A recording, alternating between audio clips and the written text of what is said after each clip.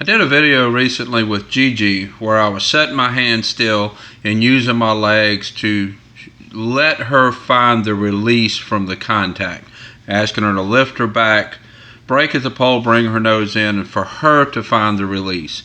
Here I'm working Hope, and this is a progression from that workout with Gigi. What I'm doing here, Hope has developed the muscle in her body to hold the roundness, and she knows where her body is supposed to be. At this point, I'm going to be asking her to maintain her self-collection. On a slightly loose rein, I want her to stay with her back round and her nose tucked in a little bit, a forehead perpendicular to the ground, broke at the pole.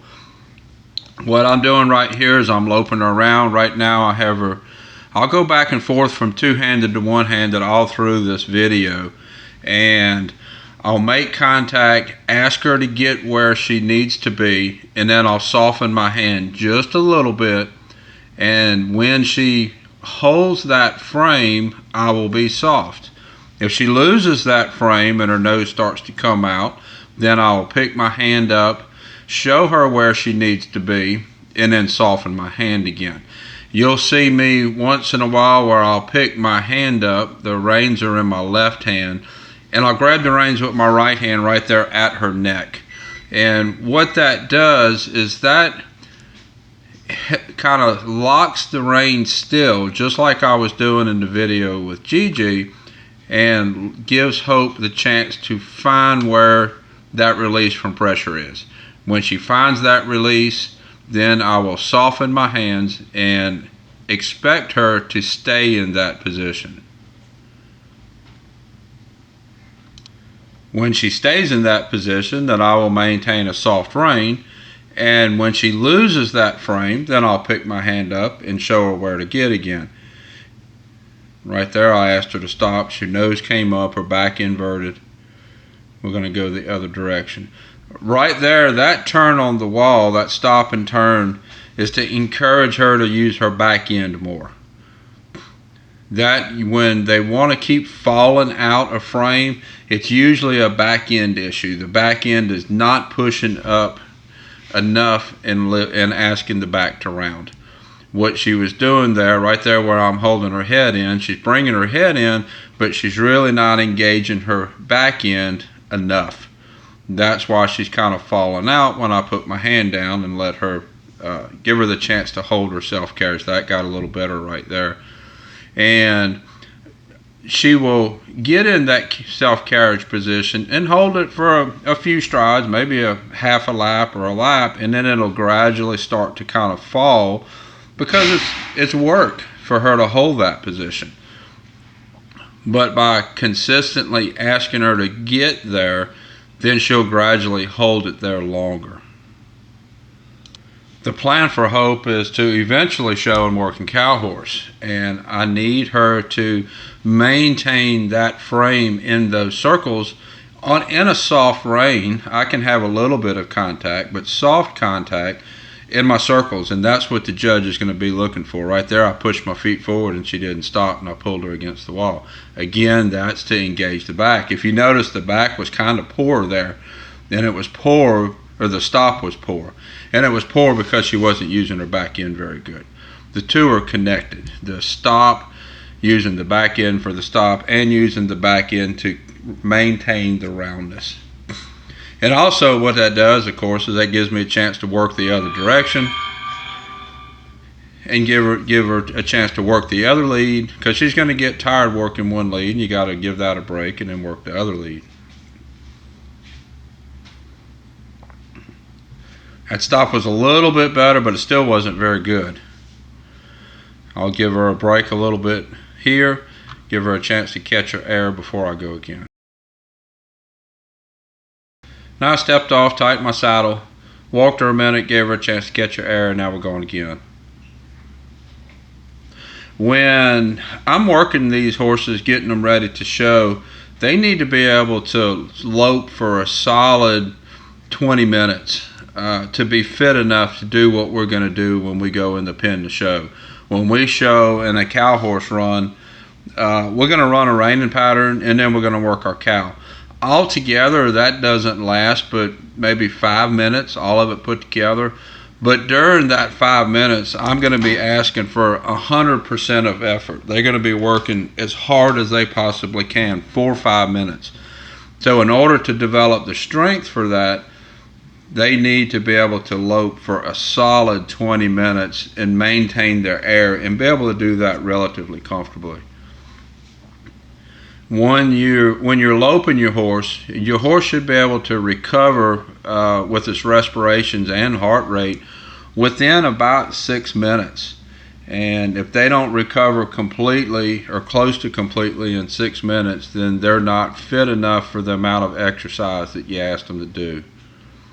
I'm sure there are a lot of people out there that do endurance rides that spend a lot of time working on their horse's recovery. That's really a big deal when you do endurance rides. So here I am loping her again, asking her to get in frame, maintain that frame in the lope. That's right there, that stop, another kind of poor stop. That's her weak move, and we're going to have to spend a lot of time working on that.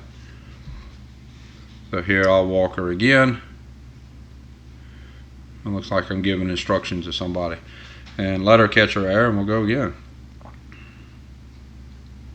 And when we do these videos out in the covered arena, I'm recording whatever goes on that day. So a lot of times this kind of thing happens. So I took care of whatever that was about, and now I'm back working Hope again. Again, the same thing. I'd walked her a little bit before I went back to loping. I cut that out. I figured you didn't need to see me just walking around. Again, I'm holding her in self-carriage, holding her collected, and then I'll get soft in a minute.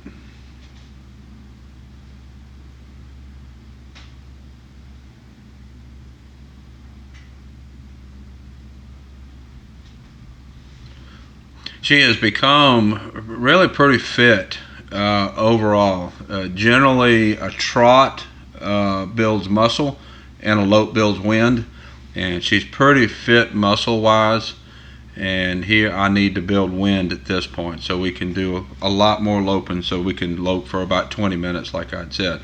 And in the process, we'll work on this self-carriage. I have light contact with her face there, helping her a little bit, show her where her body needs to be. And this all goes back to what I talked about before, getting the muscles developed to carry the horse in the way that the horse needs to be carried. I've got a pretty soft contact with her mouth right there, just getting her to build the muscles that's needed for her to maintain her carriage in the way that she needs it.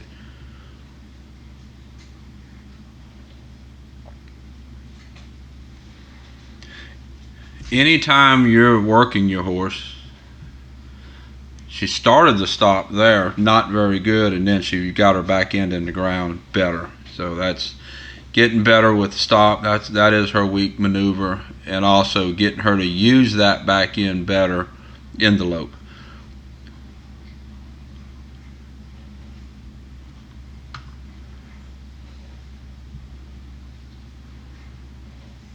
Anytime you're working your horse, whether you're walking, trot, lope, working maneuvers, anything that you're doing, the whole time there, that was much better using her left hip to get into the stop, and I'm going to reward her for it.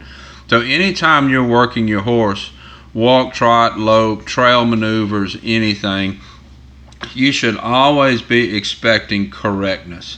Even right here, as I'm walking her, letting her catch her breath, I'm not going to let her get very incorrect with her body.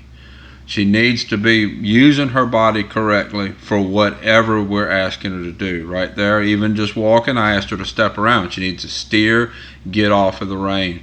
If you're walking your horse, letting them catch their breath, and you're letting the body get really, really incorrect, then you're letting the horse reinforce that poor positioning.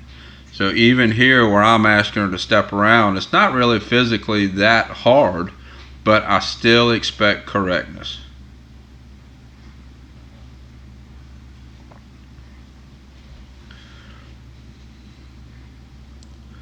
So I'll continue to work her, and I'll post more videos so you can see how her training progresses. I have pretty good size playlist of her videos on YouTube from where I started her, and we're going to continue on and get her in the show pen. So there's going to be a pretty good size playlist of her, and you'll eventually see her show in Working Cow Horse. So this is Hope. Until next time, thank you for watching.